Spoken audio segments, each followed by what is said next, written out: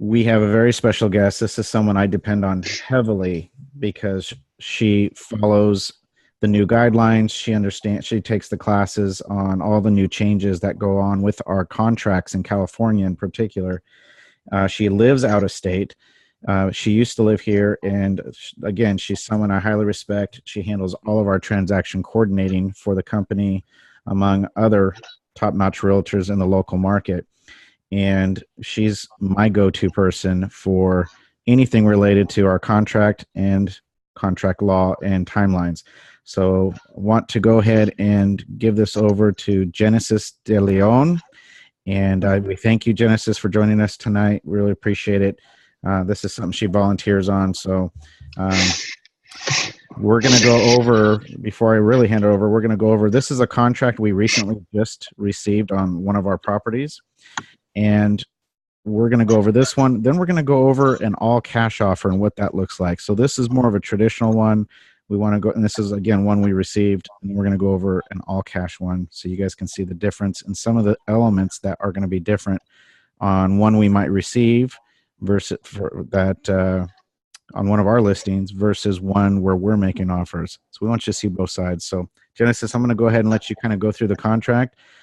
Any questions we have, please save those for the end. Go ahead and just write them down, and Genesis would be willing to answer all those questions at the end of the webinar. All right, go ahead. Take it away. All righty. It's nice to virtually meet all you guys. Look forward to meeting you inside of a escrow and a transaction one day. I have been working with Sam for a few years now, and I do paperwork. That is my forte. It's what I'm good at. It's what I love doing. So like I've told Sam and tell all of my clients all the time, the paperwork is my part. I eat and breathe contracts and disclosures and all that stuff that you guys don't want to deal with. That's what I do. That's my existence. I closed well over 300 transactions last year alone. And I love it. But one of the most important things, of course, in any real estate transaction is your contract. Without a well-written, well-done contract, you could start off an entire transaction that's just going to blow apart, and it wastes your time, your client's time, and of course we all lose business, which isn't what we want. So it's really important that you understand the basics and the in and out of the contract itself. So starting with this, and we're going to go through it somewhat quickly, but give you as much information as we can that is very pertinent. One thing that I don't want you to get caught on in contracts, whether you've written one or written 100 of them or 1,000 of them at some point, is the normalcy of it. Everything is pre-written. A lot of things are pre-written for you. But that doesn't mean that the information that is pre-written for you, you don't need to know and understand. Because ultimately your clients are signing this, you're signing this, and the information in this is extremely important. So first off, the agency disclosure, it will generate with whatever contract you start. So everybody's seen this. If you haven't, you will. It'll automatically generate the one that says selling firm to buyer. If you're doing a listing agreement, then it's going to do listing firm to seller at the top instead of selling firm to buyer right here. This is just saying that which client you're working for. You're representing the buyer, or you may be representing both the buyer and the seller. Make sure this is included. It legally is required to be signed and dated the same time that the contract is signed and dated. So your buyer's dates on here need to match the dates of the contract. Otherwise, it's pretty straightforward. It says you're not only working with that buyer, you may be working with other buyers, things along those lines. The PRBS is a newer form. When I say newer, I mean they just shot it out in the last couple of years.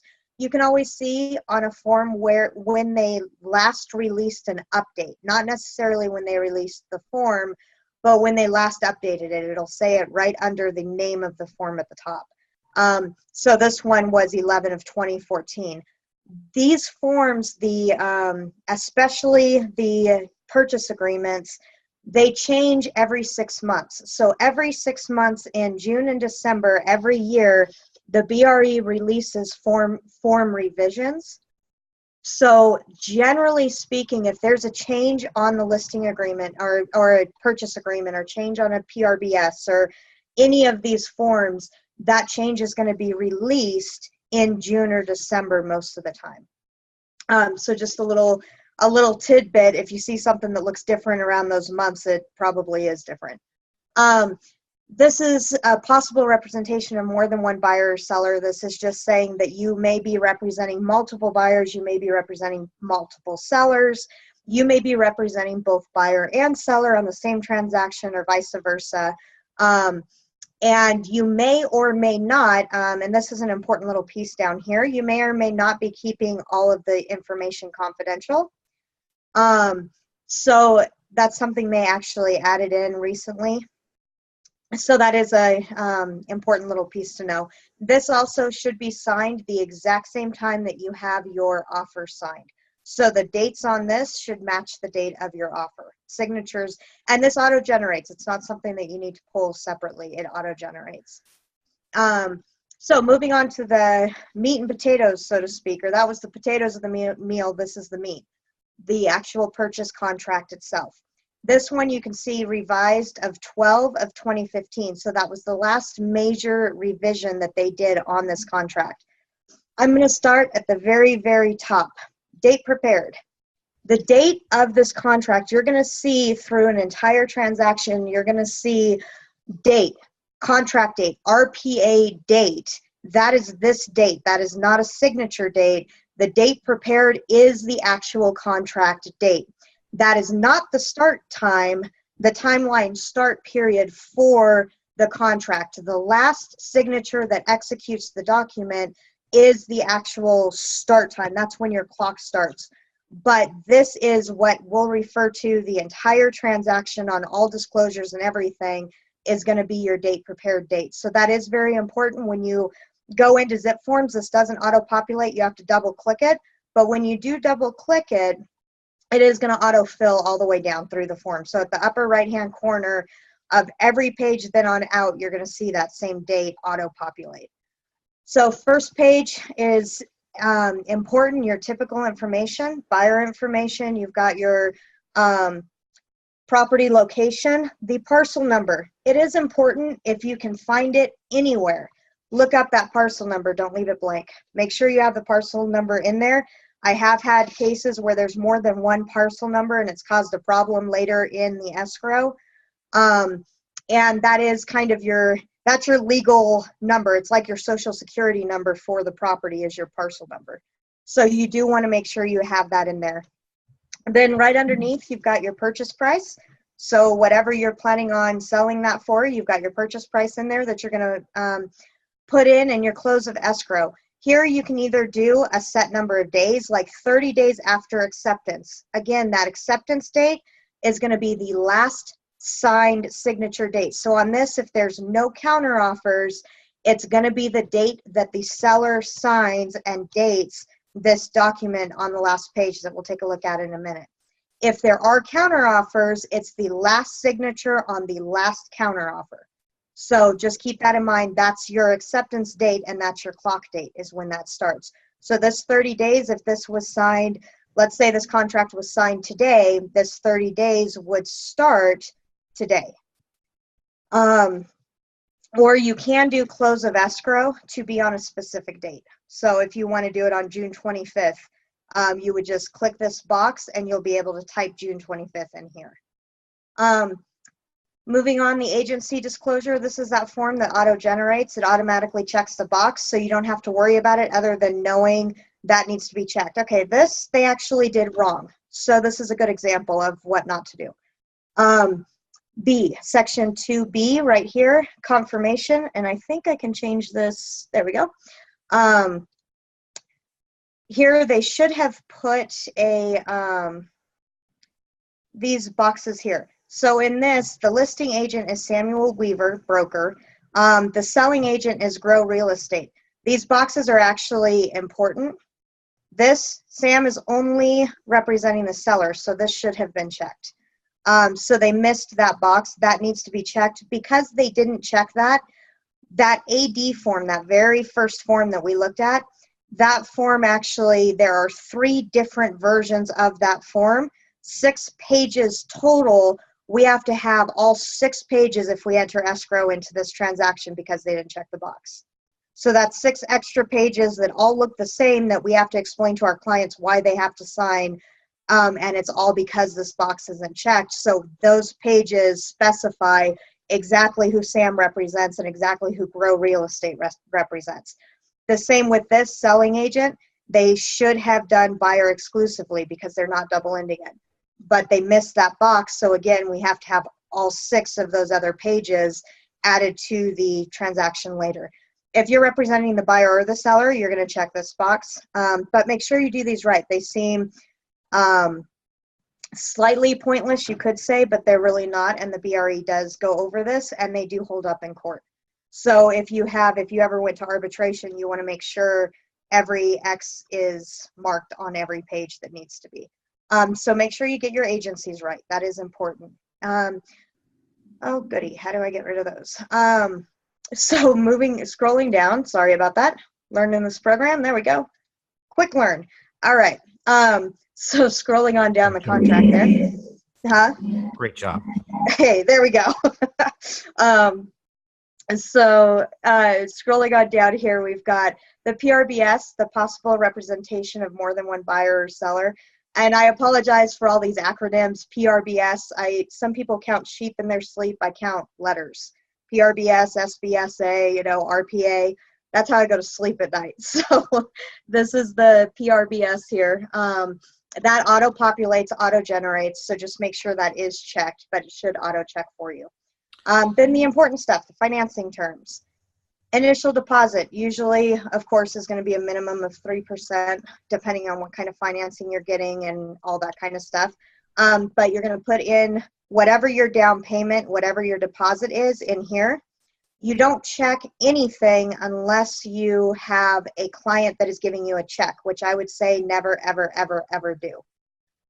It's a pain in the neck. Have them directly wire it to escrow. And this, if nothing is checked, then that means it's going to be wired. So you have your deposit there. And the rest of that you can leave blank, basically, unless you're going to submit the deposit in a different way. Then that's what all this is for. And you can go ahead and read through that. It's pretty self-explanatory, and check what applies to your transaction. Increased deposit. So if your buyer is putting more into escrow, let's say they are putting $10,000 down, but adding an additional $5,000 within 5 days of the escrow, that's where you're going to put this. You're going to put that additional amount. That almost never happens, and really seems kind of pointless. I'm sure there's a reason for it that maybe Sam can explain. I don't know what it is. I don't see it very much. So on my end, I just I see it once it goes into escrow. So it's just to increase the acceptance of an offer with more money than an initial deposit.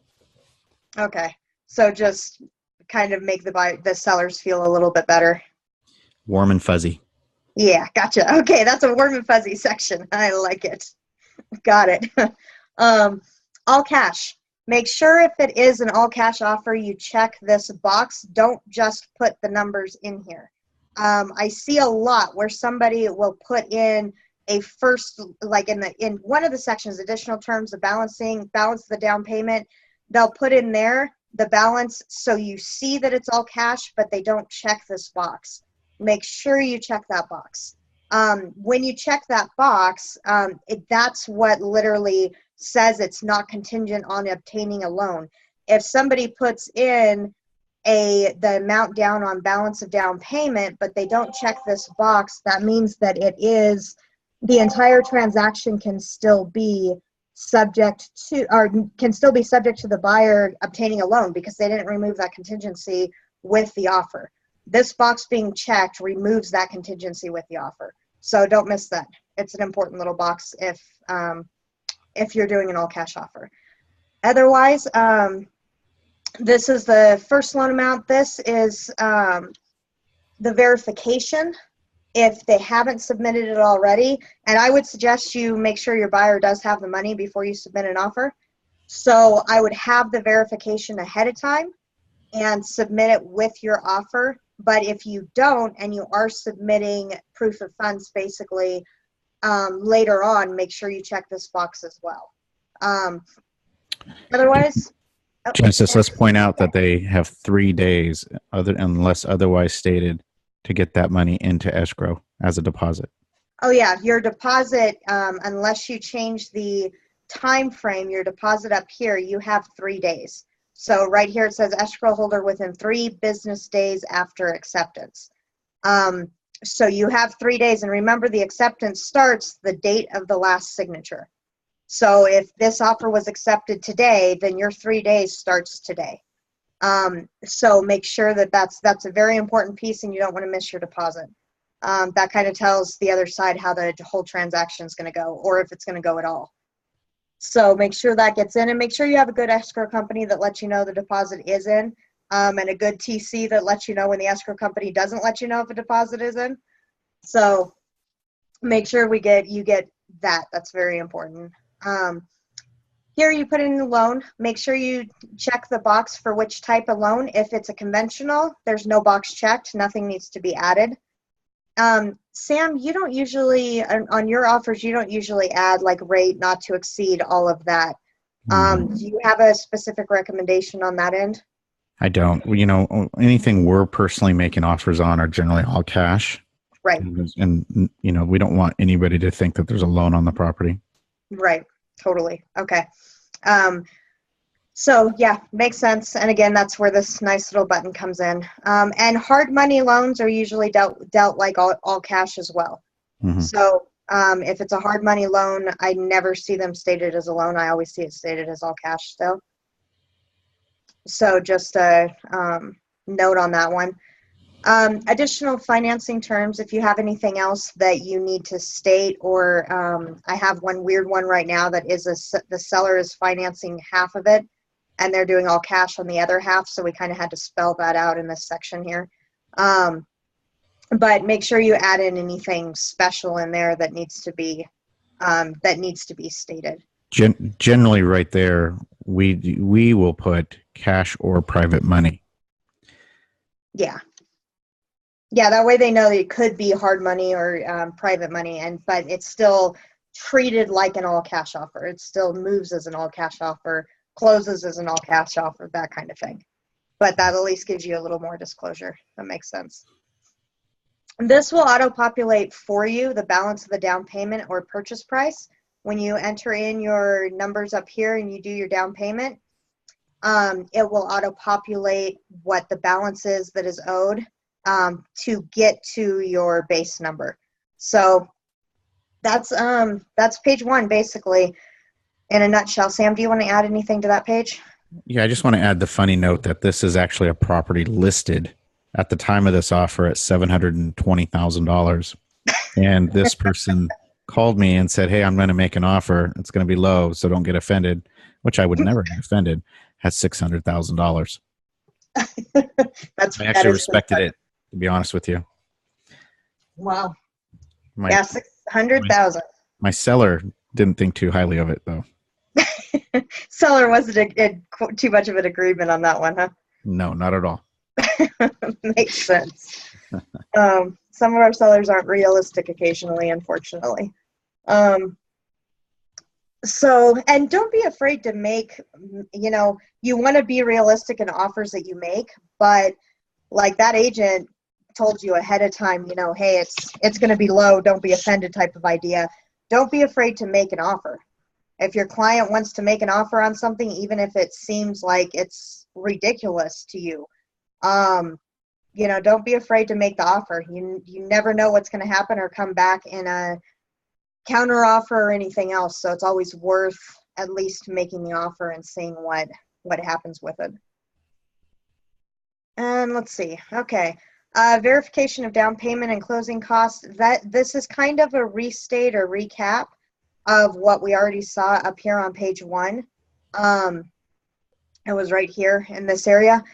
This is basically verification for an all cash offer. So showing that this person would have $600,000 in the bank, so to speak. well, on this one it's 110,000. So showing that this person has 110,000, this is the verification of the down payment. So that's, and the closing costs. So that's going to be whatever their down payment was, their bank statement showing that they have 10 grand in the bank or whatever that is. This part, the rest of this is going over your financial contingencies. So through your contract, you have stated contingencies all the way through. This section here, the contingencies that this entire section is discussing all have to do with money. Most money contingencies, we'll call them for a second. All the contingencies are a standard 17 to 21 days. So the appraisal contingency, if it's all cash, usually it's not contingent on an appraisal. So you're going to click that is not contingent. They did not click that, which means in this one, they can still wait for an appraisal and cancel for the appraisal. So this, even though it is all cash, it is contingent on them getting an appraisal and agreeing with the appraisal until they remove this. Otherwise, that box needs to be checked. Most of the time with all cash offers, this box is checked and it is not contingent on an appraisal. Otherwise, if it is, they've got 17 days to remove that contingency or cancel the contract. The next is the loan. If you don't have a loan, it's all cash. This doesn't apply to you. That's why you click the box on the first page, and guess what? It's restated right here on number 4, J4. No loan contingency. They state it twice. There's a lot of things in the contract that are stated twice and overstated so that people don't miss it. So in this, loan contingency is usually 21 days. If it's all cash, there is no loan, so you need to check that box. No loan contingency. We're not waiting for buyer to get financing. If their buyer is getting financing, then you want to make sure you have this intact, and it's a standard 21 days. If you have an amazing lender and for some reason you think you can pull off a loan contingency before then, you can always shorten the time to make the seller feel good. But generally speaking, 21 days is a appropriate timeline to get a loan contingency done. Let's see. Oh, this is probably noteworthy just because I see this come up a lot. Lender limits on buyer credits. Let's say you have an offer that isn't as is, you do submit a repair request, and you all agree to take a credit in lieu of doing repairs, and it's a closing cost credit, and the closing cost credit is $10,000, but the buyer's closing costs are only $5,000, that other $5,000 cannot be recovered. So lenders quite often will limit the amount that they will allow in credits. So just understand what your lender allows and does not allow in credits, and understand how much the closing costs are going to be. If you ever state anything about, this is, okay, this person's paying $10,000 in closing costs. Because if your closing costs don't add up to that, it doesn't automatically revert to money in your pocket. That money gets lost. So understand that section. It is an important little spot there. Buyer stated financing, it's really self-explanatory. Sam, is there anything in that section before we get past the contingencies here that you want to throw in? No, I think you're good. I think the 17-day and the 21-day are really important. Yeah. And, we need to know about those. Mm-hmm. Yeah, and you do, I set calendar reminders for these 17 days and 21 days for all of my transactions. You just put it in your calendar, have a reminder go off 3 days before the contingency is due. And usually I do 3 and 5 days, but that way you're on top of your contingencies, because that is really important to stay on top of during the transaction, especially. And let's see. Sale of buyer's property. If they're listing a property, be sure you do not miss this box, because if you don't check this little box right here and you add the COP form, which is the contingency form that goes along with it, then this is not contingent on the buyer being able to sell their property. Which if the buyer has to sell their property to buy this one and you forgot to check that box and include the form, you could be in a very bad position. And I have seen that happen, and I have seen a seller, I've seen it go all the way through arbitration. So I have just for one box. So don't miss that if that is an issue. Otherwise, this is all standard. These are standard forms and stuff. You could check these, but there's really no need to. Basically, everything that's stated in here is dealt with the disclosures once we go into escrow. And most of these are forms that you don't have to worry about. Well, you do if you don't use a transaction coordinator. I shouldn't say it that way. If you don't use a good transaction coordinator, then you have to worry about making sure you have the SBSA or trust advisory or probate advisory or whatever items that you need for the transaction. You got to make sure you know what you're doing with them. If you have a good TC, you don't have to worry about this because they deal with it for you. The BIA is auto-generated, so that will automatically be checked every time, and it will auto-attach to the contract. And it's a buyer's inspection advisory. It's basically telling the buyer, get an inspection. Inspection rights are yours, and you should exercise them. And I'm sure it'll pop up here in a few more pages too. So allocation of costs. So this is the section where you're going to put in different costs that are going to fall onto a seller or a buyer.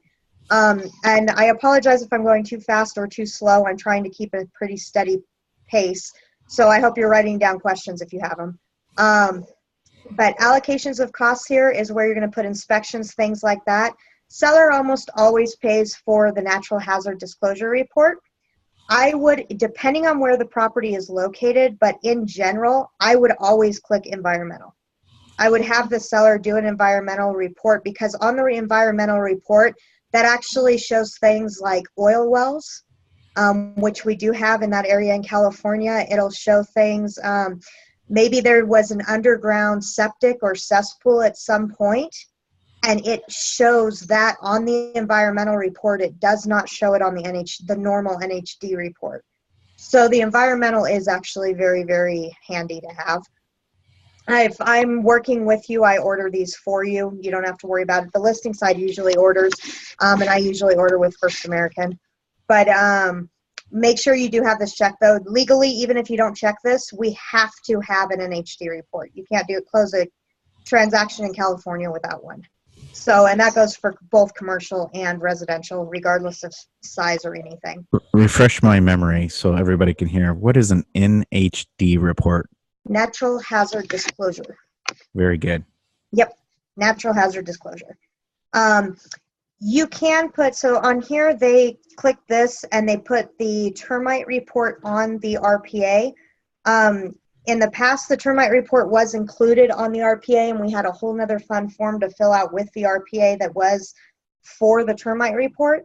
They got rid of that and removed it, and now the termite is actually negotiated through the repair request. So many agents still like to have it on at least on the RPA to begin with. That way there's no holdup, because sometimes we all know termite work can take a while. So keeping your eye out for that.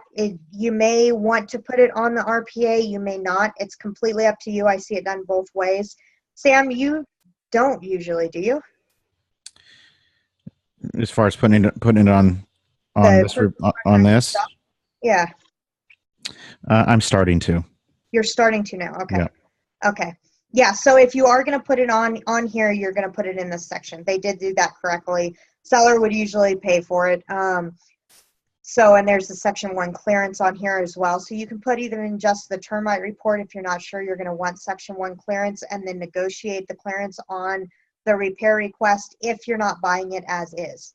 If you're buying a property as is, but you want termite done, you need to make sure you put section 1 clearance on this, because as is means you're not doing a repair request. Also up here on other terms, I kind of passed that area, sorry about that. On other terms, you want to make sure that you're stating everything that you need stated for this. So here you can put either here, down here, or up here, you can put the termite and the section 1 clearance. If this is a property that you're buying yourself or have an investment in yourself, on this section, I know for Sam, we always write in, Sam Weaver, blah, blah, blah, blah, blah, broker and owner and buyer and purchaser and all of that stuff that you might need to disclose, you're going to put under other terms. The other thing is if you're writing this offer for somebody in your family or somebody you are related to, you need to make sure that is disclosed. So on other terms, the same thing, it is disclosed that buyer is related to buyer's agent. And that's all you have to put, but you do have to make sure that it is disclosed up here. And this would be the appropriate place to put it, is under other terms. That's kind of your open area to throw in any extra verbiage that you want to share. Sam, do you want to add anything to that? No, I think that's great. That's exactly it. You just want to make sure if there's anything that could come back to haunt you, you want to disclose it right there. And I think you said it. Sam Weaver is also a broker. Sometimes when we're the buyer, we just want to let them know that the buyer is also a realtor.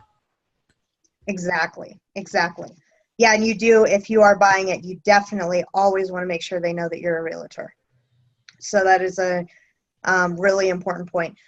Here, this is for another report if you want, and I have seen a lot of agents put buyer to pay for the property inspection report, and they'll put it right on here just so everybody already knows that an inspection report is being done. You don't have to, but I do see that, especially lately. I've been seeing it more often. So not sure why, but I have been seeing that more often. All right, moving down. Government requirements and retrofits. This is all of those extra little things that they may require, like some cities have a city report that would be in this area. There's carbon monoxide, there's different retrofitting that has to be done for earthquakes, that kind of thing. So it says in here, smoke alarm, water heater bracing, that's the earthquake stuff. So this, if you want to either put seller or buyer, make sure you have whoever's paying for it stated in here. Don't just leave it blank, because if you leave it blank, escrow will come back and ask us what that is, and then we have to do an addendum. So something here has to be checked, because there has to be direction as to who is paying for that. But you can notice compliance in accordance with state and local law unless seller is exempt. So if the seller is exempt, and the only time the seller is exempt is usually something like a probate, deceased trust sale. I think even short sales are required, relos are required. I can't think of any other circumstance off the top of my head where the seller is exempt, but usually these have to be done. You don't have a choice. So if you're the buyer, you're lowball the offer as much as you could, and you could have the buyer pay for these. Otherwise, the seller almost always pays for them. So, and they're minimal cost. I mean, it is, smoke detector. Carbon monoxides have kind of gone up in price a little bit, because they have changed actually these detectors, and there is a new disclosure. They're changing it. I think in another year, it's going to be legally required that the battery can't die. So they're no longer going to have, they're coming out with ones that have a no die battery basically, and everybody's going to be required to put those in the houses instead. So that is something to kind of have on your radar for future reference. Just to comment on that, a real quick note: when we rehab these houses, when we do electrical work, they are making us hardwire smoke alarms or smoke detectors. So they are making you do it now, Sam? I thought that was being rolled out. I didn't know they already put it into effect. They are in LA. They're making you hardwire if you're doing any major rehab work. Wow. Is that the case in Orange County too? Do you know? I believe so. Okay. So there you go. It's already out. That and the water conserving plumbing fixtures. So you've got just, so understand that's a fact now. So those can get, they're not super expensive, but they're definitely more than the $2 ones that you used to pick up by the 99-cent store type of ones. So real quick on that too, when we say water preserving fixtures, that can also mean your shower head. They will test the pressure coming out of the water head or the shower head, and if it's too high, they will actually make you replace that with one that meets requirements. Right. And I think all that is being sold now in California is actually compliant. They're not allowed to sell the ones that are not now. So if it's being sold in the state of California, it has to be compliant to government standards. And that goes for toilets and shower heads. And faucets. I believe faucets have the water conserving thing in it as well. So if you buy it in a Home Depot or whatnot, then you should be pretty safe as far as getting what you need to pass. But if you order it online, that's going to be different. If you're doing an out-of-state order compared to buying it in a store in California, the requirements are way different. So just be aware what you're putting in the house. Well, that's exactly right. You get called out on the stuff. There's a lot of these sellers online that'll order stuff from China, and it will not meet California code. There's no way. Yeah. California code is strict too, so you don't want to try to get around it. You're not going to. Okay. Sam, anything else on that, or you? No, I think that's good. I think this next one's really important, where we talk about escrow and title. Yes. There's always a question, where, especially when we talk to homeowners, well, who pays for that? Right. Exactly. Escrow and title, each to pay their own. Not split 50-50, not a 50-50 split, each to pay their own. Standard, that's what you're going to put for escrow every single time. Generally, you can type in whatever company you want in here, but if you do, they're going to counter with seller's choice. They will almost never accept your escrow company. You almost always will get countered on escrow. So buyer and seller each to pay their own. So this is done correctly. Do not put 50-50 split. If you do, when we go into escrow, I will end up having to do an addendum that says each to pay their own. So make sure you do, because 50-50 split, there are some escrow companies that give our sellers a break on the fees. So if it's a 50-50 split, then our seller ends up paying more than what they would have to, or vice versa. So we want to make sure that everybody's paying their own escrow fees. That is a very good point. Real quick. Yeah. It's just one of those things. But one thing we do want to know, in California, there is case law that states that a seller's acceptance of an offer cannot be based on whether the buyer would like to use their own escrow. So if that went to court, the buyer would win if that was the only offer on the table. If there were multiple offers, then they could counter and say, no, we want to use our own escrow. But that offer acceptance cannot be contingent upon whether that buyer wants to use their own escrow and title. Just FYI. That's a really, really good point.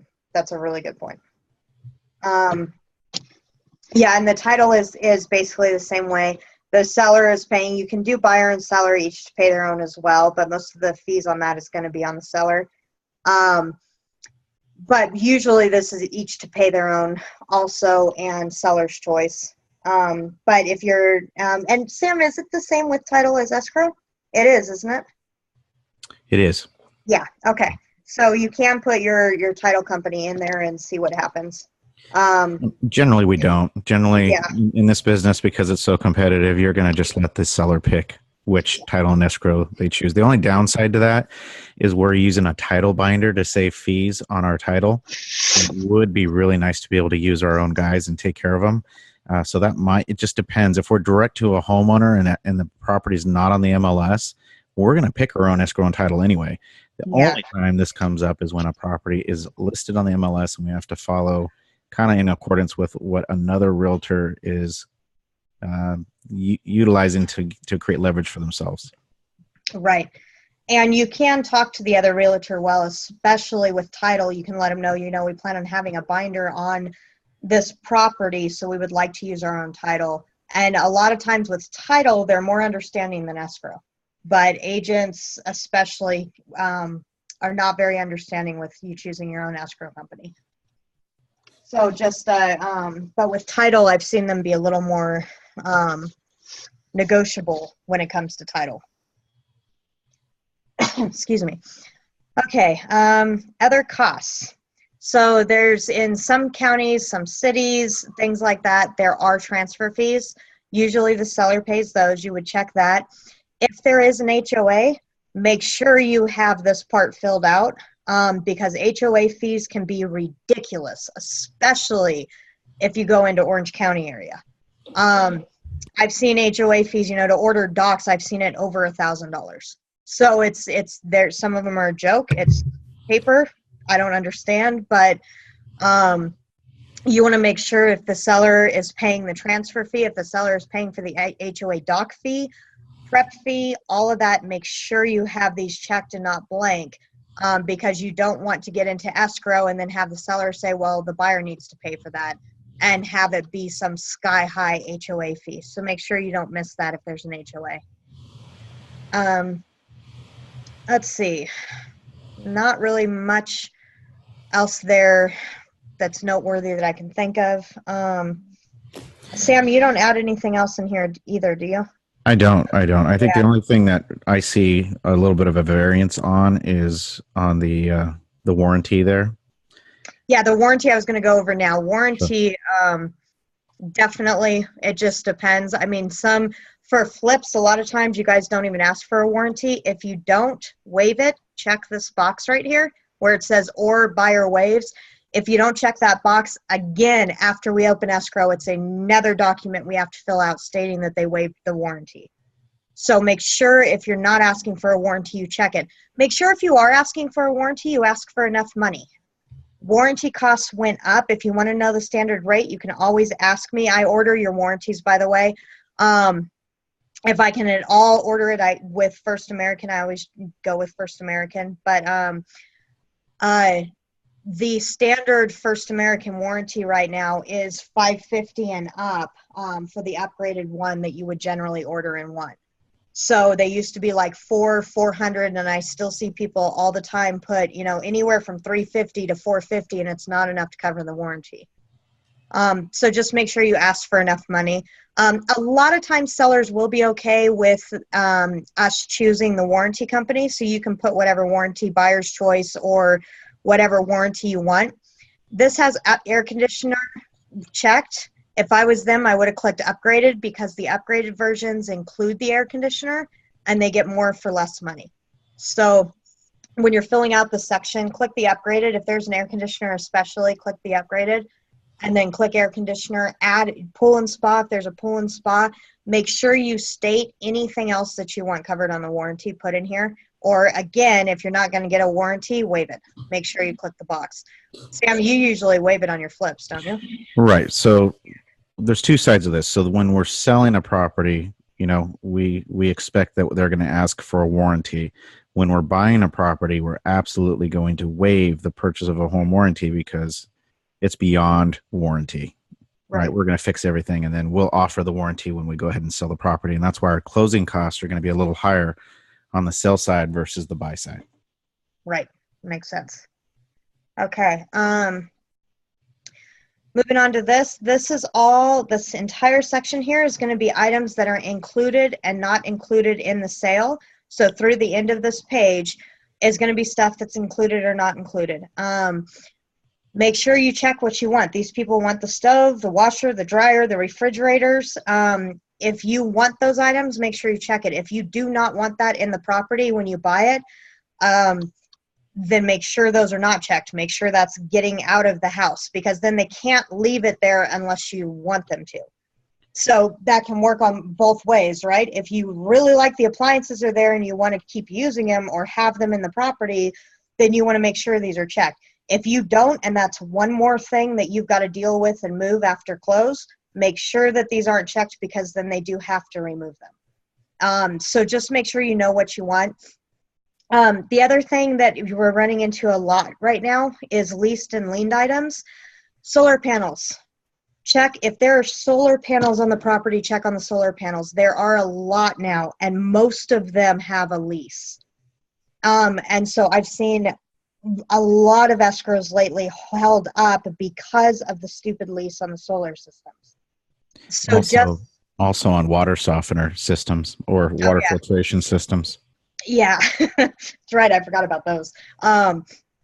So make sure you know, when you do your walkthrough, when you see the property, when you pull it up, drive by anything, try to know every leased item that is on that property ahead of time so you know what you're getting into in that regard. Real quick, Genesis, I also want to add a lot of these properties that we buy, if they're a hoarder or, there's a lot of things, a lot of items left in the property. Mm-hmm. Going up to items included in the sale. I've purchased properties where there's a car, a car that would be considered an oldie but goodie that is worth in excess of $10,000. You would want to try to get that. If there's a boat that has value, you can always ask for those in the offer, and they can counter you and say no, but you can always ask. If there's something on that property, an RV, a boat, an old car, something that you'd really like, the husband died and there's something in the garage that's, a hot rod or something, a Corvette you might like, then you would include that in that area. It's not just appliances. It's not just things in the house. All things attached theoretically are included, but you will see people take down ceiling fans and chandeliers and things like that. They're not supposed to, but they will. Right. So if you really like something and you don't want them to take it, make sure you specify that in that particular area on line item 3. Yeah, right here on 3, just spell it out right here. So put in there whatever you want. And like Sam just said, that could be a whole slew of things. It could be a boat. So, but make sure you add it to that section when you're filling it out. And items excluded from sale are obvious, you would think, but not so much. Flat screen TVs, I've seen arguments over because it was mounted to a wall. So if it's mounted to a wall, then it's mounted to the house, so it's part of the house. Or that amazing sound system. But with you guys, if you're doing a lot of flips and stuff and you're doing the hoarder situation, usually you're not going to have a high-end sound system. Can we exclude the ghost? Yeah. Can we make sure the ghosts from now on are excluded from these houses, please? Keep the creepy away, okay, people? You just take your creepy with you. Right. There we go. All right, closing in possession. If your buyer, which normally are not going to be occupying the property, click the box. Make sure it's clicked, it's checked. That is important because that does have to be disclosed, and it is actually an important disclosure. And that means a lot as far as escrow, and because this is a section that goes into the escrow instructions. And if you're getting a hard money loan or something, or especially if there's a normal loan on the house, that's important. Seller occupied or vacant property, so much fun. So is it occupied by the seller or is it vacant? If it is occupied by the seller, then how soon after closing is the seller going to get out? So this is is it going to be a standard by 6 p.m. the day that we close? That's standard. That's what's in here. Or no later than 3 days. I see a lot generally after closing, or, you can put whatever you want in this timeline, but make sure this is specified. If you don't mark anything, then it's 6 p.m. the date of close. That's how long they have to get out. And I want to comment real quick. As investors buying flips, you do not want tenants or anybody in that property when we close, because day one we're doing demo and we're removing everything from that house. So we do not want them in the home. On a special case by case, when that is just part of the deal and you're forced to take on some tenants, but just understand, depending on the city, there's relocation fees attached to those tenants, especially in a multi-unit. And that multi-unit can be an illegal garage conversion. So if someone has been leased the garage, which we see often in LA County, then it can be up to $18,000 to remove them, according to what the city requires. So just know that. So we, generally speaking, always want a property vacant. Right. And 9D covers that. But there's a caveat to that, and I was looking into this week. 9D says tenant occupied property, the tenant needs to vacate. This agreement is basically stating, unless otherwise stated in writing, this property will be vacant by the time we close escrow. However, the problem with this, and this is stated in here as well, is the note to the seller. Some properties you may not be able to deliver vacant unless you have over a 60, 90 or longer day escrow because of rent control. So if that's the case and you can't deliver a property vacant, that law actually works against, because this is BRE law, it has to be delivered vacant. Those two laws don't cooperate with each other. They're opposite of each other. So the one law is stating that the tenant cannot, will not, doesn't have to move out. The other law is stating they have to get out and the property has to be vacant unless otherwise agreed to. So in that situation, it's a matter of put it in writing and get everybody to agree to something. And sometimes, like we do have one right now where the tenants aren't going to leave. We can't even ask them to leave because of the age of one of the tenants. So we have to put in writing and make the buyer sign it and agree to it so we don't have to worry about arbitration, because we basically cannot abide by this contract. And this is the basic type of contract that we have signed, but we can't abide by that because we cannot make this tenant leave. We legally can't make her leave. So in that instance, we've got to put it in writing in a separate addendum that states buyer is receiving the property as is conditioned with this tenant and this tenant in. Buyer is aware that property is under rent control, and that relocation fees may apply if buyer wants to remove tenants. Buyer is responsible for all tenants after close of escrow. So you want to, that's especially in LA County. In LA County's housing department, LAHD, they're very particular, and there's a lot of laws and relocation and all of that stuff that might take effect. So just know your area, talk to Sam, look it up online. If you have a tenant occupied property, you want to make sure that you know what you're getting yourself into, or what your buyer is getting themselves into in that regard. So just know that area. Sam, do you want to add anything to that? Yeah, just in this particular case, the woman is above 80 years old, and she has remained in the property for more than 20 years, and I believe that's kind of the guideline in this particular case in a rent control area where they say you cannot remove her. Mm-hmm. So you can't, there's nothing, no money or anything you can do that can force that woman to leave in LA County, or the city of LA rather. Right. So just, again, one of those need to know. You need to know that. And you do need to do, and you should receive, and you should request tenant estoppels and things like that if you have that situation. So like this, you can put, if you want the tenants, if you want to take on the tenants, then check the box, take on the tenants, and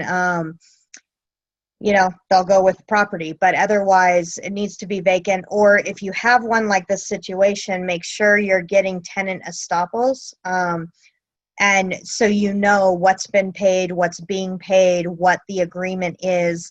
And that's everybody saying, yes, what's in writing in the lease agreement is still active, because we all know lease agreements can change over time. The estoppel is like the updated brief version of the lease agreement that everybody signs. So you want to make sure that you get the tenant estoppels if you do have a tenant situation. This is the easy part. Statutory and other disclosures. This is stating a bunch of stuff that I'm going to give your clients. Well, if you're using me as a TC, I'm going to give your clients to sign. I'm going to send you to sign that needs to be included. So all of these, you can read over this, but these are all found in your CAR forms, like TDS and the AVIDs, the SBQs, SBSAs. It's all disclosures. It's all stuff that has to be filled out and goes with the property and tells the buyer everything they need to know about it. So if we're representing the buyer, or we're representing you, when we get all of these forms that are mentioned in here from the listing side, I read over them if I'm working with you and make sure everything is correct. And if not, I'll email the list side back and be like, hey, you missed this spot, you missed this question, we missed this question, we don't have this form. If you're not using a TC, know your forms, because I have every single transaction that I've been on that I have had an agent go to arbitration for one reason or another. has been because of something that has come up in the disclosures later on in the transaction, and we've won every single one of them. So, and it doesn't happen often, but when it does happen, you want to make sure you have the form to back your client up. So one of them, we bought it, our buyer moved in the property, and they didn't disclose anything that they should have disclosed about the property. And I asked them in multiple emails, there are no answers to these questions. There's no answers to these questions. There's no answers to these questions. The broker was able to submit all of the email chains with what was given to us in arbitration, and our client won the arbitration. So this is on the contract itself, it is stated, this is a bunch of stuff that you're going to see when we go into escrow. Get familiar with it, but I would suggest if you're not going to take all of these disclosures to heart, definitely use a TC, because I promise we'll make your life easier. We do paper. We're good at paper. You do people, I do paper. That's what I always tell everybody. That's right. That's the way we like it. That's how we like it. Exactly. NHD report, this again is stating that the NHD report comes with a bunch of booklets. That's just stuff to read over. It's very self-explanatory. Megan's Law is the same thing. Just glance over it. It's also self-explanatory. All of this is still on disclosures. These are items that we will get during the escrow, as well as it's stated you're going to be getting them during the escrow on the contract. Condo. This is stated again, this says right here, SPQ and ESD. Condo information is to be given to the client within 7 days. And 7 days is the timeline for all of these disclosures. The seller has 7 days from the date that this contract is signed to give your buyer all the information on the property. Then your buyer generally has 17 days to agree to all the information or cancel the contract. So, but 7 days is the standard. HOA docs need to be ordered right away. If it is an HOA, make sure that escrow is on top of that, because some HOA docs take a while to get, and we don't want waiting on HOA docs to hold up a closing. Anything about that, Sam? No, that's good. Okay. Condition of property. Oh, Sam, this is probably a good spot for you to go over, because you're so used to going and looking at the properties and knowing them and stuff. But the main thing about the condition of property is we can bug the seller all we want for good, accurate, correct information about the property. But at the end of the day, it is your buyer's responsibility or your responsibility to get a good property inspection or do a good property inspection and know what you're looking at. And that is on your client. So if you're representing a buyer, you're not a property inspector. Don't take that on, because you could get sued for it. Okay, just keep that in mind. You're not a property inspector. You're doing real estate. You're the agent. So let the buyer look at the things that you see, that you know, that you pick out, but make sure you encourage your client to get proper inspections. So go for that. Go for it, Sam. Yeah, no, I would agree with that 100%. And one of the biggest learning lessons along the way for me personally as an investor buyer was that early on in the old days, we would not get inspections, and there were some surprises along the way. And one of those surprises was on a duplex we bought on, I think it was 60th in LA. Actually, when we had our contractor go in the attic, the complete attic and all the framing in the attic were burned. And it was big, and we didn't get an inspection, so that was an oops. And that was probably a $20,000 mistake, because we had to replace the entire roof. And so I encourage any student or any realtor that we work with, we always want to advise our clients, including ourselves as clients, to get a building inspection, even when we're buying a property as is, because that inspector will go under the house. They will go in the attic, and they will see things that we cannot, because we're not going into those places. Another one that I encourage people to do is a sewer line inspection. And for a couple $100, you can save your client a lot of misery when that thing's cracked by tree roots. And if it goes to the street, it's $15,000 minimum to fix. So those are things that we would encourage. So one of the things we're talking about here is due diligence. We always want to encourage ourselves as buyers and our clients. We must do the due diligence ourselves. It's not up to, our sellers need to disclose as much as they know. But just like Genesis said earlier, if it's a trust sale, they don't know. They don't get the property. And so they're only giving you what they know. And if that's the way it is, your job is to find out as much as possible. Exactly. And the other one that I've seen cost a ton is pools, pool and spa. And some inspectors will include that in their inspections, and they do pool and spas, some don't. So just be aware if you have extra water on the property and you have a built-in pool that looks fine.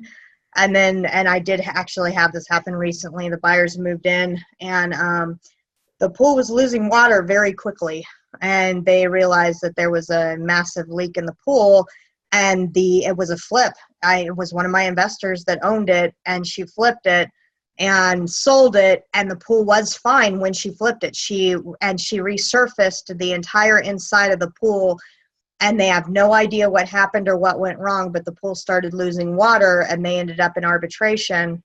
And then I think they ended up settling outside of arbitration, and she agreed to pay for some of it because she never had a pool inspection done, but neither did the buyers. So they ended up splitting it basically.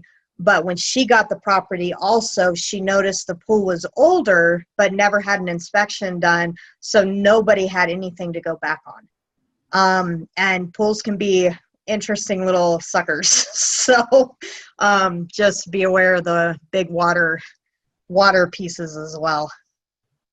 Another one to keep in mind is the hillside ordinances. If that particular property has been, in years past in line with any kind of mudslide or anything like that, that can be a major issue, and it needs to be disclosed. And that's a whole nother ball of wax. I'm not a big fan of buying houses in hills, because we need to check with the hillside ordinances, and retaining walls in those hills can be up to $100,000. Isn't that amazing? And that you will see some of the slide areas and stuff again in your natural hazard disclosure report. So not all NHDs are the same. So they look very similar when you get them. And I know we have, especially as agents, you've got a tendency to just kind of throw it out there and be like, okay, it's the same one as the last one. They're actually not. They do have a lot of really good information in them, especially in flood zones and hillsides. Again, oil wells, you'd be amazed the issues that I've seen come up because of oil wells that are not that close to the property, but you can't get insurance on it. So things like that. So just pay attention to your NHD report. That is a good resource for mudslides and flooding and that kind of thing, slide areas. Well, we will have someone from one of these NHD companies to actually come in and explain that. One of the classes this month is actually with Tim Weidenkeller in dealing with the insurance, and he'll talk a little bit about some experiences with the oil wells. I want to say that you can't have a house within 75 feet of an oil, an old or even a capped oil well. So it's just something to keep in mind, because you can get stuck with a house, just like you're saying, they won't even lend on it, and you can't get insurance. So it's a right. Exactly. And I have a great lady from one of the NHD companies too, if you ever want her, Sam. NHD is a nice little add to everything. So sure is. Okay, title investing. Are you good on that section, Sam? I am. Okay. Title investing, moving on.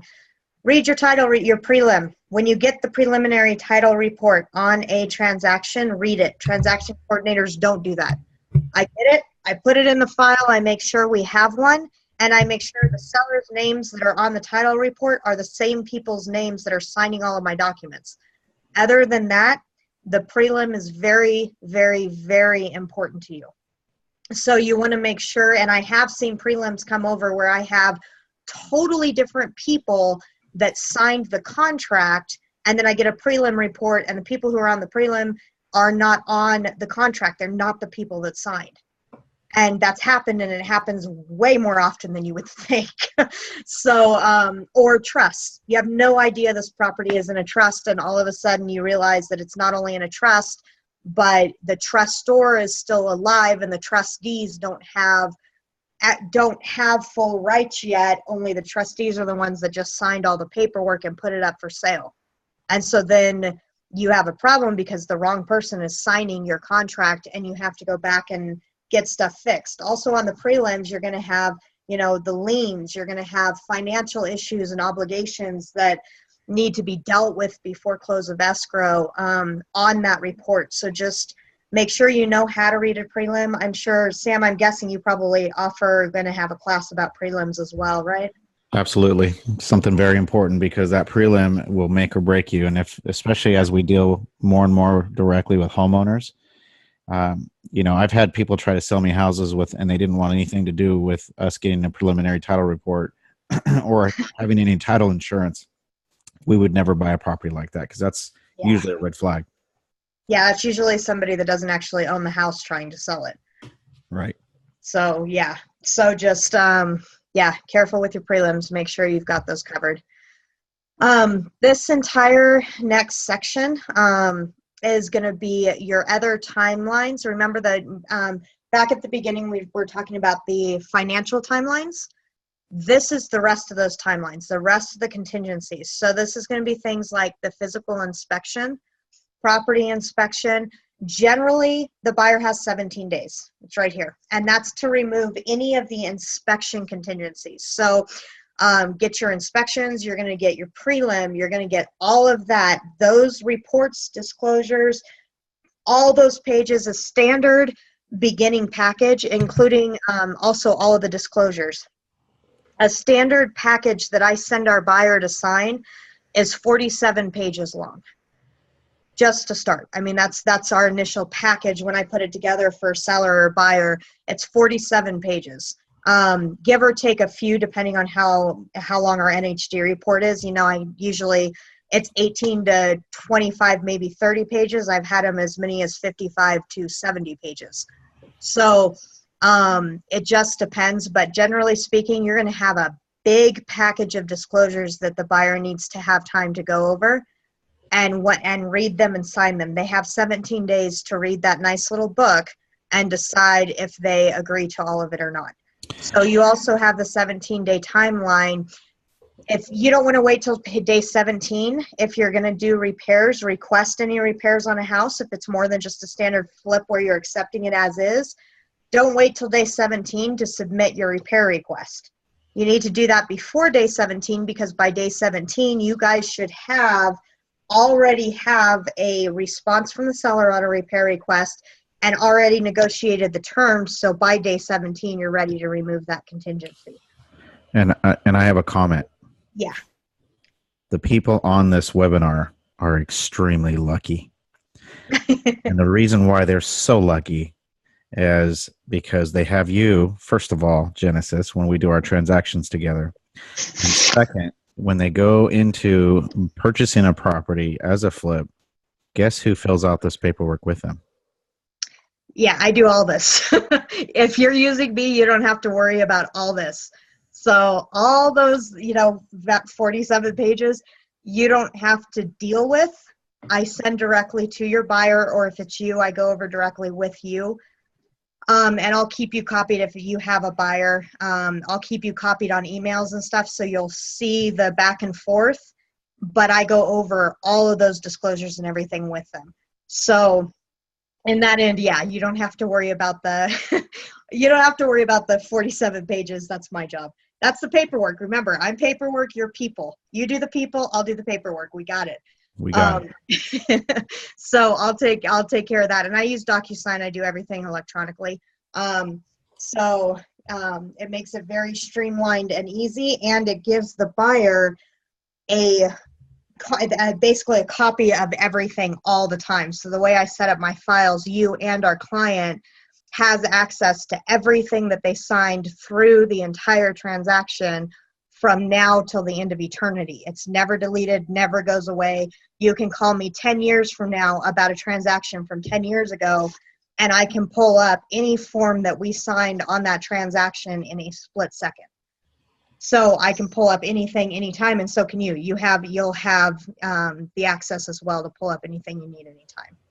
But yeah, these contingencies, 17 days to read over, get everything, go over it, make sure it's correct, go over it. If the seller doesn't provide you with the correct paperwork, you need to, that's why, again, you need to know the paperwork, because before you remove these inspection contingencies, you need to make sure you have the right paperwork as well as your inspections done.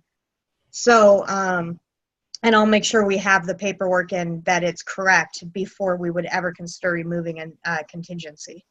And these you do not want to remove until you are sure you have everything and your client is good with buying the property, because once these inspections are removed, your deposit is gone. I mean, the bottom line is they can fight to keep your deposit and keep your deposit once you remove contingencies. If I don't want to comment real quick on that. When we buy our properties, a lot of times, if we're buying from an agent or a wholesaler, they'll want us to purchase a property with no contingencies, meaning we're not removing any because we didn't get any in the first place. That means theoretically our deposit is always at risk. Yep. So that's why it's important, if we're going to be playing the game, that we know that, hey, that deposit, that $10,000 we generally put down, before we do that, we want to make sure that we're actually going to buy this property, or that we have a buyer in the event that we're going to wholesale. Yeah. So, and they do, sellers, agents love to see removal of all contingencies with offer. That's a great thing. That is definitely a great selling point, but that means your deposit is almost, and I do say almost starts as hard money to begin with. Your deposit you can just about consider gone if you end up not buying this property. So be very careful with it. Use it to your benefit. If the opportunity is there and you feel good about it, use it to your benefit. But otherwise, stay away from that little box right there. I want to mention that the listeners on this webinar, I want you to feel rest assured that out of all the transaction over all the years, I've only personally lost an earnest money deposit once, and it was only half of it, and it was my fault. So just, most of the time, I mean, I've kept someone's deposit, or I've kept a big chunk of it. So I know you can do it, but most of the time, as long as you don't play games and you don't drag things out for a very long period of time, most of the time you can get that deposit back. Right. Exactly. But just, use caution. Use caution for sure, because there is always a first. Exactly. And I don't see deposits getting kept very often at all. Either. I do see them released most of the time, but I have seen them kept, especially in a case where somebody is exactly playing games. I have seen it kept, fought over, and kept and lost more than once. So the next section is just your rights of cancellation, your close. This is going to be your ending, your bottom line endings, so to speak. Buyer has the right to cancel because of the buyer's contingencies, which we went over before, the standard 17 and 21 days unless otherwise stated. Seller has the right to cancel if the buyer doesn't follow through with what they're supposed to be following through with. Then the seller can cancel the contract.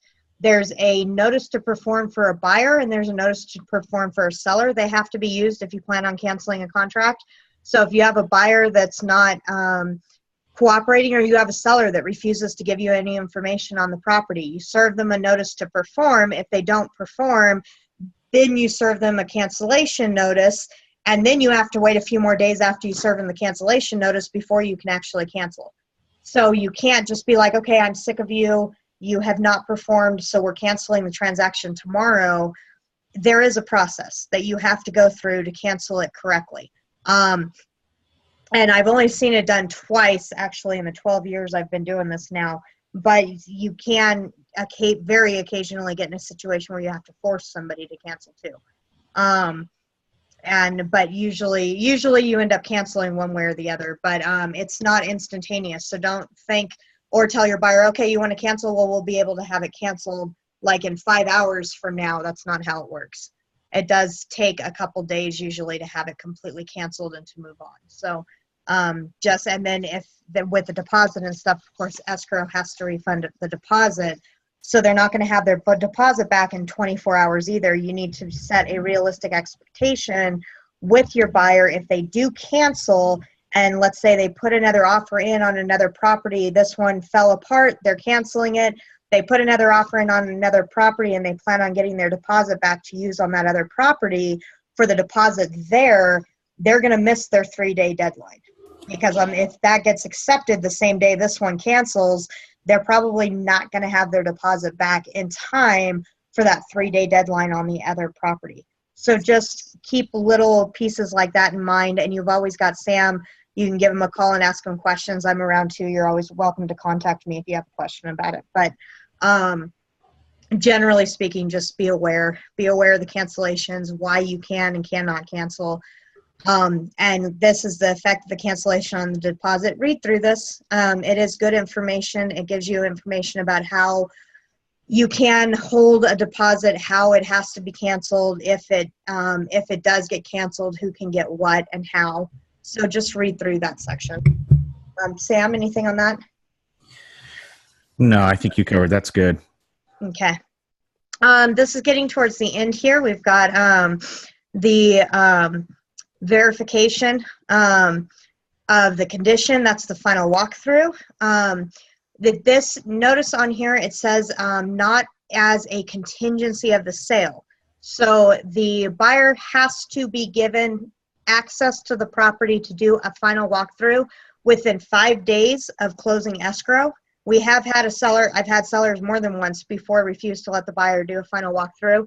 That is a breach of the contract, but the sale is not contingent on doing a final walkthrough. So just know that, understand that piece, but your buyer has the right to do the final walkthrough, and you want them to, because that is legally admissible if there's other problems later. So on the one I earlier told you about that went to arbitration with my investor, she looked at the final walkthrough too with the buyers, and they noted absolutely no problems whatsoever.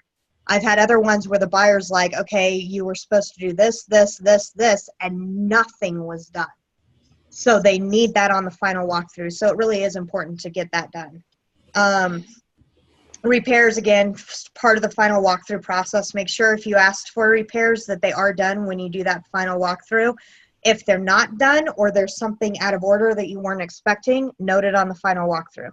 So a final walkthrough is not a repair request, it's a visual inspection. It's your last chance to walk through it and inspect it. Property taxes, they get all that information during escrow. Make sure they read through it, understand it, and aren't shocked by them. Okay, I want to comment on that real quick. Yep. All right. And it's something that I haven't ever had to talk about in the past. But an occurrence that happens to us often is we'll sell a property, and lo and behold, there's a supplemental tax that we get several months later. Right. And if you look there, it says tax bills issued after the close of escrow shall be handled directly between buyer and seller. Proration shall be made based on 30. Now, you going back after the seller for them to pay that, not going to happen. So you have to eat it. And it's in supplemental taxes, depending on the city, those are non-property, those are just property taxes, or they're not property taxes, they're supplemental taxes for whatever that the city passed through their elections. You know, it's some bond or something you had to pay for, and they can be pretty expensive. They can be as high as the property taxes themselves. Right, right. And there is, you do get the info for taxes through escrow and stuff, but like Sam just said, sometimes there can be a supplemental surprise tax later. So just be aware of that. Compensation, basically this is commission. We like commission. Usually you pay me from your commission. So I like your commission. This is just talking about the compensation and the commission agreement, scope, that kind of thing. What brokers are and are not responsible for. So read through this. It's just good information for you to have on mind and in mind and understand. There's nothing major about it that I would really need to point out. But it does say, you know, you're not a property inspector like we discussed before. This says that the buyer needs to do their due diligence. It is their responsibility. You do represent them, but it is their responsibility to make sure they get the information that they need. So representative capacity, it's the same as the RCSD form, which is stated here. Representative capacity signature disclosure, if one or more parties is signing as part of an entity. So let's say Sam is signing on behalf of a trust for a property he's buying. That is a representative capacity. Or the sellers are a trust, or it's a company. Anything other than the natural born person themselves, they're signing as a representative. That is very important because we need proof that that representative can sign on behalf of that entity or that trust, things like that. So escrow will need that, and I will need to do a representative capacity signature disclosure, which is an RCSD. I'll need to make sure that we have that and that that is correct. And what that says is basically wherever you see this person signing, this is what you're actually seeing, trust or LLC or Inc. or whatever. But that is short piece, but important. Escrow instructions. Escrow instructions basically reiterate everything that's on the contract. They literally go through and it's almost the exact same thing that's on the contract. Escrow is a California thing and New York. There's not a whole lot of escrow closing states, which is what that's called. Most states, like Colorado, don't have escrows. There's no such thing as opening escrow. They don't have escrow companies. They don't use escrow companies. But California does, and so in that, escrow is responsible for certain parts of the transaction that you're not responsible for as the agent. So this section helps spell out more of what escrow is responsible for and what they're supposed to be doing compared to you. Escrow should be dealing with our client's social security numbers. You shouldn't. That kind of thing. So they're dealing with more of the personal information and that stuff. And this explains what the escrow holder is in charge of doing and not. Next section is buyer's breach of contract. Oh, escrow. One more thing with escrow. It is important that we have a good escrow company. One, because of wire fraud and other forms of fraud. And just because of communication, the escrow company is the one that's dealing with all of the money. That's an important part of this transaction is the money. So we want to make sure that we do have somebody reputable that is dealing with it. Even if we're not picking, we can double check our escrow company, keep open communication with the escrow company. I have the actually largest transaction of my career. It's a $30 million hotel in Laguna Niguel. It's one of my transactions right now. And we just changed escrow company. We are 38 days into the transaction and I still don't have escrow instructions. I have nothing from escrow but the EMD receipt. That is it. You don't want to get 31 days into a transaction and not have escrow instructions, especially when you're dealing with $30 million. So you do want to make sure, and it doesn't matter for our clients, some of our clients, $200,000 is $30 million to them. So we want to make sure that we do have reputable people dealing with the transaction, because the escrow company for California is a very important piece. So just be aware, just communicate with them. I mean, and I communicate with all of our escrow companies, and I've seen amazing ones and I've seen horrible ones. And escrow officers are different from one officer to another, even inside the same company as well. So no escrow, understand what escrow is because you're going to be asked by your client. Okay, breach of contract. What are you can and cannot do if the buyer breaches the contract? What is allowed, not allowed? Are there, like this, liquidated damages? Read over this with your client, have them understand it, understand what the liquidated damages could be if they breach the contract, that kind of thing. This is very self-explanatory, and then they have to initial this section. So if this isn't initialed before we open escrow, it does need to be initialed, so we'll go back to get it. Anything about breach of contract, Sam, that you want to add? It's just extremely important to understand the process of any type of mediation or arbitration you'd have to go through. So it's one of those things that I would actually look at that website that says www.consumermediation.org. And see, Sam's jumping ahead. That's mediation, but that's here. Yeah, you do enough of these transactions, it's going to Right. happen, and you really want to know what you're getting yourself into and what the costs are. It is expensive, and you're Right. paying for an attorney. You're paying for attorneys to be there, and each of you are putting up that money just to go into it. So it's at least $2,000 just to even go through an arbitration in most cases, Hmm. at a minimum, and then somebody's going to pay for it. It's usually the person who loses is generally the one paying for everything. So you Yeah. better hope you can win. So sometimes it's just better to settle. Right. Right. And that's, I see settling more than anything most of the time.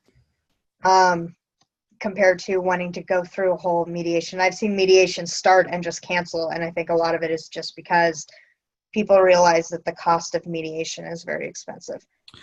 This is all the mediation and arbitration information here. There is the website. There is the civil codes. I mean, look up the civil codes and read them. They are kind of interesting, actually. So look up, I like paperwork, so I would find it interesting, but look up these mediation and arbitration, look up the civil codes, go into the website, know this section because it is very important. And there's a reason these are the only sections in the entire contract that you have to sign separately from everything else. They do not legally, we cannot force somebody to accept mediation and arbitration. So this section, although we encourage it, we want them to sign it, seller's side may push and push and push and push until it is signed. We can't force somebody to sign it. They can keep their rights to go directly to court in a normal lawsuit and not go to mediation and arbitration. They have that legal right, so they don't have to sign this. It's just recommended that they do. This part they do have to sign. This is different. Liquidated damages and remedies for buyer's breach of contract.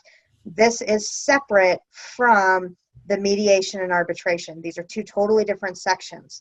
So this section, no matter what, does have to be signed, 21A and B. 22A and B is recommended but not required. So, and this is going on with that as well, other exclusions from mediation or arbitration, that kind of thing. This is just the normal, there's signatures at the bottom of every single page. That's just the normal signatures at the bottom of that page. I mean, initials, sorry about that.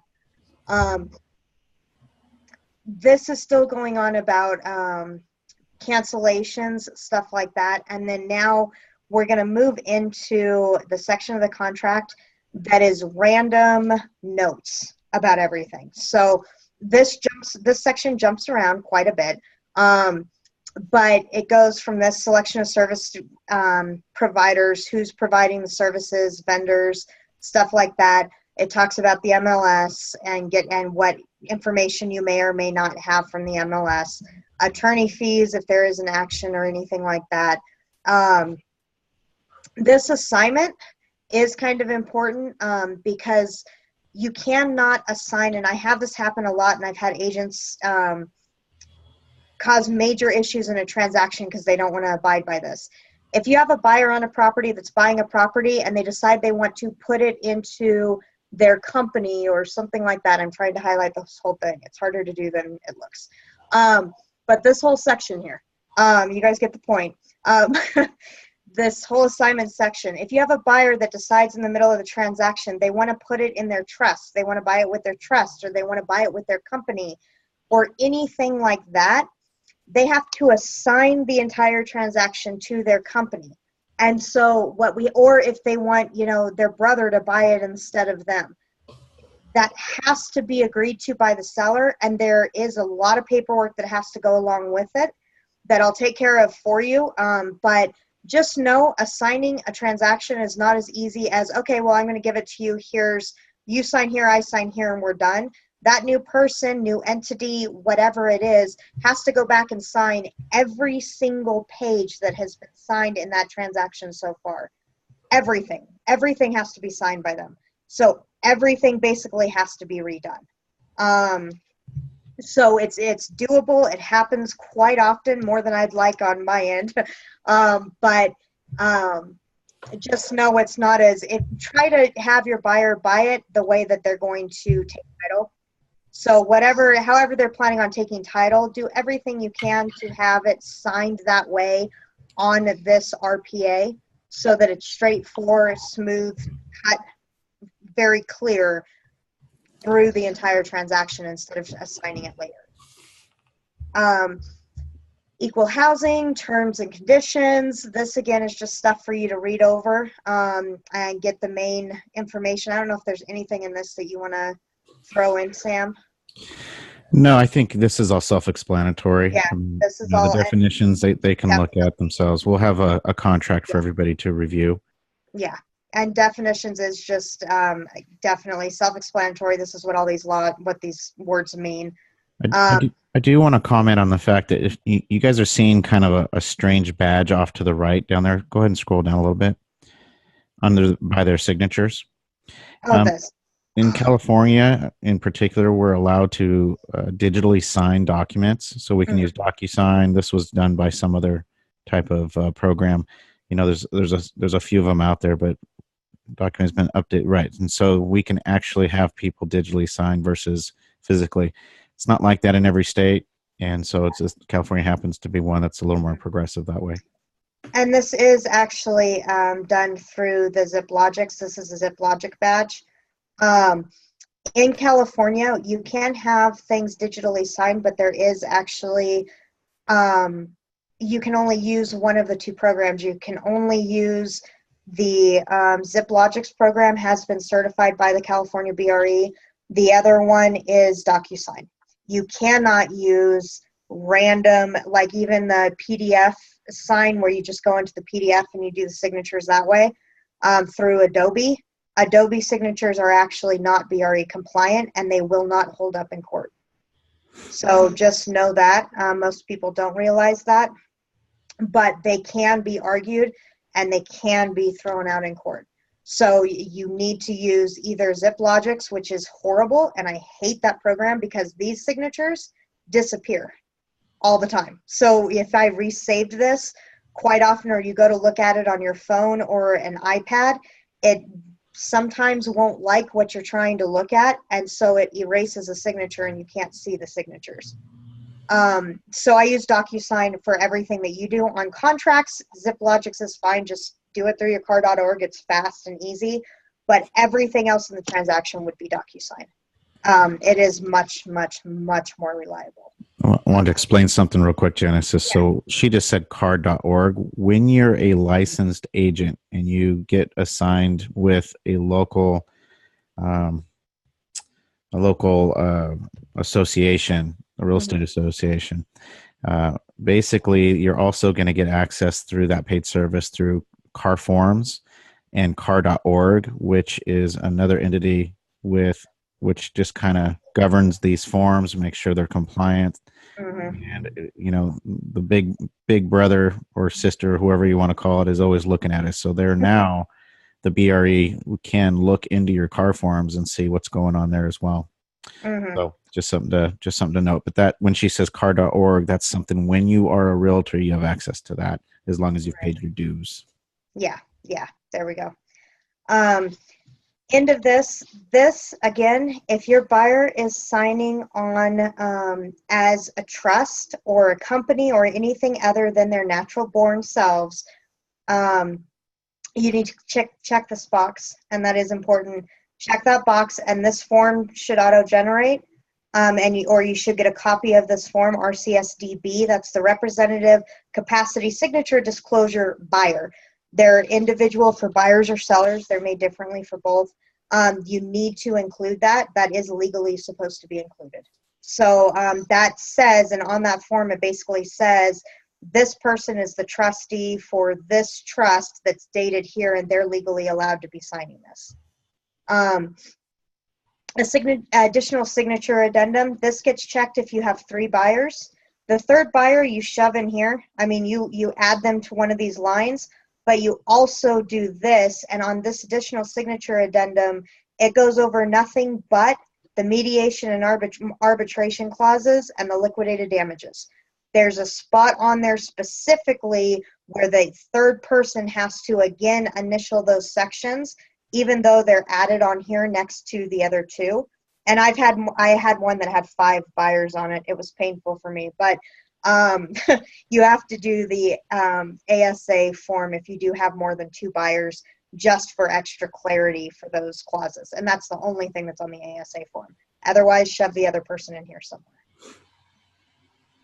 somewhere. This final acceptance of offer, sellers are going to sign. They need to check this box and add the date. Make sure this is done correctly if you get this back and you have a counter offer. But they'll check this box. They'll put in a date if they're countering your offer. Sellers have the same thing. Here's the RCSDS in case the seller is the one signing on behalf of an entity. Okay, real quick. If you look right there, subject to attached counteroffer. So form SCO would be seller counteroffer, or seller multiple counteroffer is SMCO. So just things to note. Right. Yeah. And SCO means there's only one offer they're countering. SMCO means that they may be countering more than one offer. So just you're definitely noteworthy. Same thing for seller signature, additional signature. That is the important date there. This is the confirmation of acceptance. It does not legally need to be signed. It says so right here. A binding agreement is created when a copy of signed acceptance is personally received, whether or not this is signed or not. So after the seller signs here, they send it back to us. When we get it and we go to move into escrow, we can initial this just saying, hey, we got it back, yay, or we can leave that blank. 90% of the time that's ignored, but that is there in case we really, really want to add that extra initial. This is the agent section. So agents sign here. These have to be legally filled out. Make sure you have the California BRE, and this is important for the buyer's agents. If you don't put the address and stuff in here, that's fine. Don't put the address in there. But make sure you have the listing side BRE number, the listing side agent's BRE number, and the broker name and the agent name. You have to have those items on here. The other nice thing to have in there is make sure you put an email in there, because escrow is going to need the email address, and if it's on the offer to begin with, then they have it right away, so they can get a hold of us right away. It's important to have these in there because legally escrow has to have them in order to open the escrow. Escrow should actually not be opened if these aren't included. So just make sure you can pull that from the MLS. It's almost, and if there is no MLS on it, ask the listing agent. I mean, it's just a quick question, but make sure you have broker, firm, as well as agent info. And that's it, except the very last initials down here. Don't miss these. These initials right here, this is the only place on this entire page that your buyer is going to initial or sign. Their initials there make this page a part of the contract, and it says that they are stating that this is a true part of this contract. So buyer acknowledges that page 10 is part of this agreement. If they miss this initial, technically page 10 isn't part of the agreement. So it gets missed all the time, and we have to go back and get it, so make sure that those are initialed. Anything on that, Sam? No, I think that's good. Okay. And last thing too here, you can request, and per the BRE, we are supposed to be doing this. I know a lot of agents don't, but you are supposed to have these on file. If a seller rejects your buyer's offer, you can ask them to please send this page. They have to only send page 10 with the rejection of offer initialed. So just a quick note there. Buyer's inspection advisory, this should be our last page, I believe. Yep. This is that thing that we just spoke about earlier briefly where it says the BIA, the buyer's inspection advisory, is attached. This is saying, again, strongly advise to get your inspections. Go get your inspections as a buyer. Make sure you get all the inspections. You are responsible to understand all of this stuff yourself. It is not your agent's responsibility to give you all of this information. It's the seller and agent's responsibility to give you whatever information they have, but they don't have all the info. So this is telling the buyer straight up front, hey, get this all done. Make sure you have all your inspections done. And that is page 14. That is it. That is a contract in a nutshell. That was a very thorough job, Genesis. Was it too thorough? Or that was excellent. Okay. Hold on real quick. I'm going to push pause